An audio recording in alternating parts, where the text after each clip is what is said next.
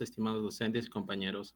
Hoy les presentaré sobre gestión y monitoreo en el programa Hidrodesktop. Este curso es de Ingeniería de Aguas Residuales, que los integrantes es mi compañera Judith Larijo Condori, mi compañera Valeria Orihuela y mi persona Edison Arahuanca. Con eso, ¿qué es Hidrodesktop y cuál es su objetivo? Hidrodesktop es una aplicación diseñada para resolver el problema de obtención, organización y gestión de datos hidrológicos en la computadora del usuario. Sus principales objetivos de este programa serían facilitar el descubrimiento y acceso a datos hidrológicos, que es mediante su descarga, y también sería brindar soporte en la manipulación de los datos a través de sus diversas herramientas que permiten integrar y gestionar grandes volúmenes de información, que esto es clave para los estudios ambientales y la gestión del agua. Siguiente sería del Draw Rectangle, que es como seleccionar de manera rectangular. Dibujamos un rectángulo sobre la zona del interés en el mapa, o ajustamos los parámetros de búsqueda, como las fechas o fuentes de datos, y ya. También tenemos otro que sería la selección por atributo. Gracias. Elegimos la capa correspondiente, ¿no? En este caso sería base sistema, el base límite departamental. Filtramos por el campo, que sería el del nombre de departamento, y escribimos, o bueno, va a aparecer ya predeterminado Arequipa. Lo presionamos en aplicar o OK y ya se va a resaltar el mapa. En este caso se resaltó el área del mapa de Arequipa. Ahora, ¿cómo hacemos para la selección de las palabras claves? Acá tenemos tanto de manera física, química y biológica. En cada reglón podemos especificar qué parámetros podemos agregar, qué podemos incluir o cuáles no podemos. Es una serie de categorías diferentes en donde ya podemos ser más precisos o más generales. Y solo con el OK ya podemos confirmar que te aparece en toda la sección de Select Table, que estás usando. Ya, esto es lo más fácil, definir el rango de fechas. Definir el rango de fechas de dónde están sus datos, ya sea el último día, el último mes, la última semana, el último año, o desde el 2020 o hasta el día de hoy. Pero depende de los datos que tenga la base de datos, ¿no? Que tenemos diferentes opciones y solo colocar un OK.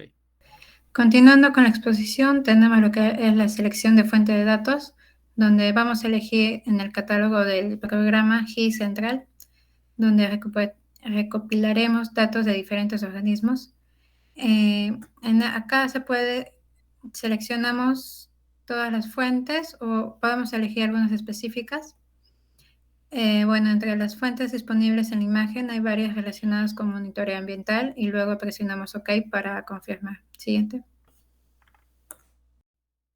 En el proceso de búsqueda y descarga de datos, primero seleccionamos la ventana de Select Dates y elegimos un periodo de tiempo. En este caso elegimos un periodo del 2024 al 2025 y confirmamos con el OK. Se ejecuta la búsqueda y se muestra la ventana de Search Progress indicando el progreso. Se reciben las solicitudes de datos correspondientes a las estaciones seleccionadas. Una vez finalizada toda la búsqueda de datos, se muestra la cantidad de series encontradas. Siguiente. De ahí pasamos lo que es a la confirmación de datos, donde se abre la ventana de Double Manager, mostrando todo el estado, todas las descargas que hemos obtenido. Bueno, y una vez teniendo las 4 series de datos como variables como temperatura, precipitación en la estación de Arequipa, hacemos clic en Close. Siguiente. Y de ahí sigue la revisión y limpieza de datos, donde vamos a identificar los valores que son los que están en negativo, que indican que hay datos faltantes o que hay un error en la medición. Acá decidimos si se eliminan o se reemplazan. Tenemos entre las opciones que se pueden filtrar estos negativos, buscar completar los datos o exportarlos a un Excel o un software estadístico. Siguiente. Y bueno, y luego de la limpieza de los datos, se generan los gráficos en el periodo de tiempo que hemos escogido, donde nos da de variables lo que es la precipitación en milímetros y la temperatura en grados Celsius. Bueno, en el primer gráfico se observan variaciones en la temperatura con una tendencia estable en valores medios. donde la precipitación presenta picos irregulares con un aumento significativo en ciertos periodos. Y además se pueden realizar análisis agregando tendencias o calculando correlaciones. Siguiente.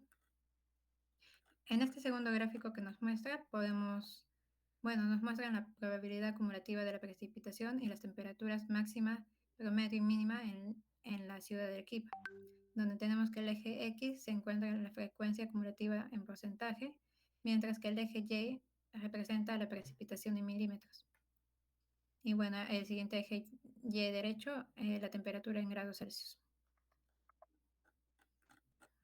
En la siguiente gráfica que nos muestra son histogramas, donde la mayoría de los datos, donde el primer cuadrado muestra la precipitación, donde la mayoría de los datos de precipitación se encuentran en valores bajos, de 0 a 5 milímetros.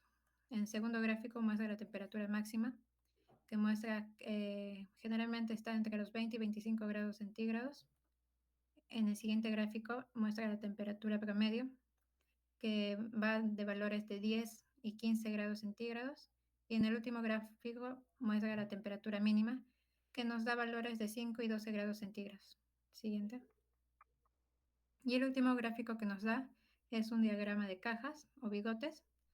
De igual manera, donde hay cierta variabilidad en las temperaturas mínimas, lo que puede ser importante para estudios de impacto climático en la ciudad de Arequipa. Siguiente. Y bueno, algunas conclusiones del programa es que la plataforma proporciona herramientas para filtrar, visualizar datos en tablas gráficas en un periodo de tiempo, lo que facilita la interpolación de tendencias. De ahí el programa permite la búsqueda, descarga y análisis de datos en su fuente en línea, como es el GIS central que viene en el programa, y permite evaluar la relación entre distintas variables como es la temperatura, precipitación, que es útil para los estudios climáticos, la gestión de recursos hídricos y las predicciones meteorológicas. Bueno, una vez finalizada la parte teórica, procedemos a la parte práctica. Para ello vamos a abrir el aplicativo HidroDesktop. Esto puede tardar unos cuantos segundos, no es mucho. Y una vez abierto el programa, como mencionó mi compañero, nos aparecen las tres opciones, ¿verdad? La que es crear un nuevo programa o abrir un programa existente, por ejemplo, que yo estoy editando uno, o crear un nuevo proyecto. En este caso vamos a crear un nuevo proyecto para que puedan seguirme y avanzar juntos.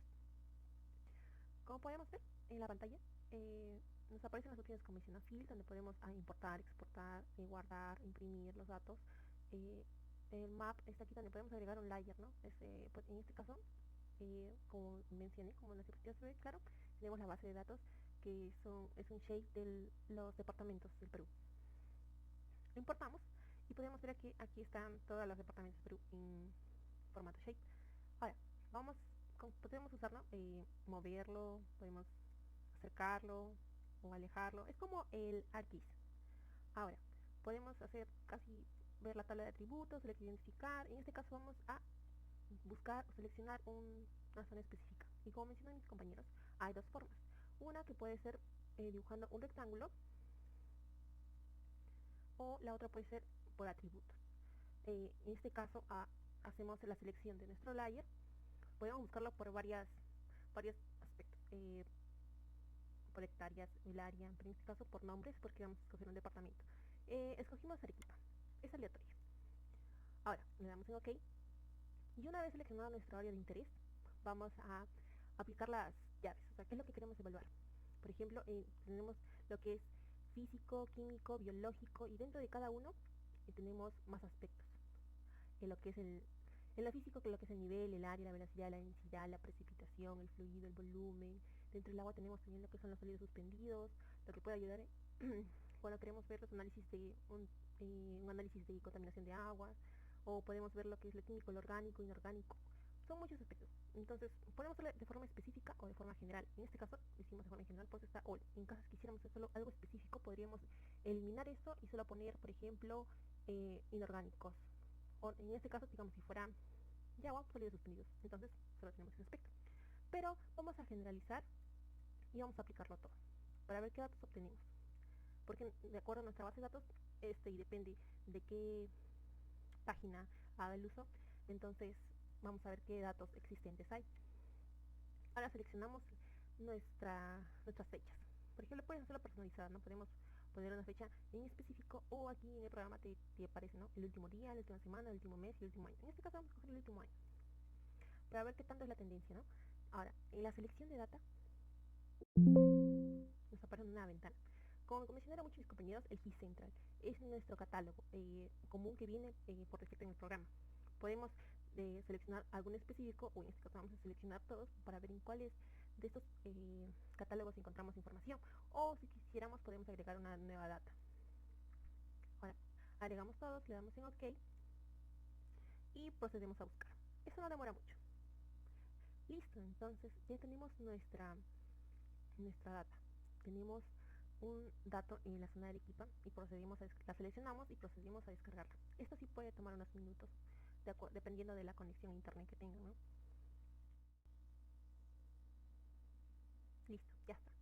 Una vez teniendo la obtención de datos, procedimos a las tablas y aquí podemos encontrar todos los parámetros que ha encontrado el programa. Tenemos precipitación, temperatura máxima, temperatura promedio y temperatura mínima.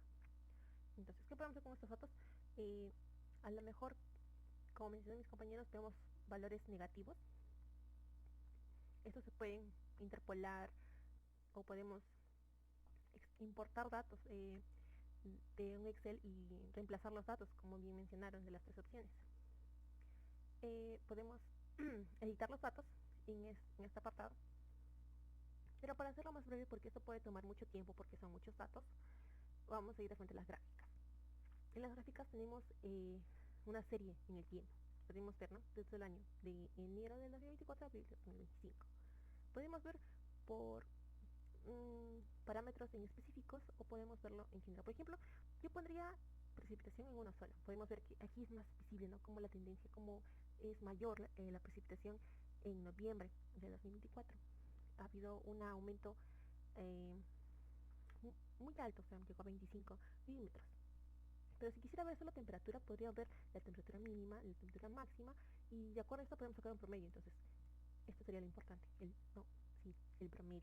Entonces aquí podemos inferir e interpretar ciertos datos y para próximos análisis, ¿no? Futuros análisis o artículos que nos puedan servir.